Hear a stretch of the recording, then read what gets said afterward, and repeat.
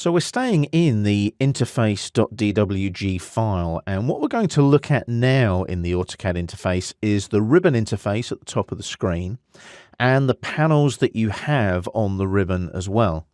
Now you'll notice when you first start up AutoCAD and open up a drawing, in this case the interface.dwg file, that you've got the ribbon at the top of the screen and you can click on the ribbon tabs like so. So these ribbon tabs allow you to obviously access all the different commands available to you in AutoCAD. So there's the Insert tab, the Annotate tab, and as you work across, you've got Parametric, View, Manage, Output, A360 if you're using the internet-based A360 drive, and you've also got the AutoCAD Express tools, which are all the specific little funky tools that you have to do lots of little niche things such as align space, move, copy, rotate, and so on. Now I'm going to go back to the Home tab on the ribbon now, and you'll notice that when you're in the ribbon you've got these different panels. So in the Home tab on the ribbon you've got the Draw panel, the Modify panel, the Annotation panel, and so on and so forth.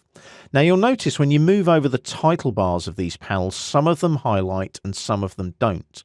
The reason they highlight is because they've got a little flyout menu. If you click on the triangle there in the Draw panel, you'll notice you've got extra draw commands. And if you click on the little pin there, that pins open that flyout menu so it doesn't fly back into the ribbon. If I unpin that now, you'll notice it goes back into the ribbon again. So if you need to use those commands a lot more than just the once, what you would do, flyout menu, pin it open, and then it stays open for you to use. Now, the other thing with the panels is sometimes you want to make sure that you're using information on one panel, but you're in a different tab on the ribbon. So you'll notice if I go to the Insert tab on the ribbon, I don't have the Draw panel, but I may need it. So that's where you can utilize a wonderful little thing called sticky panels. So I'll go back to the Home tab and I'm going to click and drag on the Draw panel, and you'll notice it comes out into the drawing area.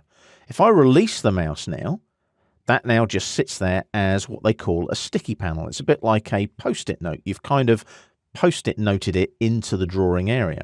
But the good thing is I can now go to the Insert tab and work in the Insert tab on the ribbon, but I've got all my draw tools here on the sticky panel. Now, one of the really weird things about this is I'm in the Insert tab on the ribbon. So if I now hover over my sticky panel, my draw panel, and click on this little icon here, Return Panels to Ribbon, you would think it's going to now go into the Insert tab on the ribbon. It doesn't. It disappears. If I go back to the Home tab, there's my Draw panel. It's back where it should be. So those sticky panels are a really useful tool if you've got panels that you want to use on a regular basis that need to be non-tab specific on the AutoCAD ribbon.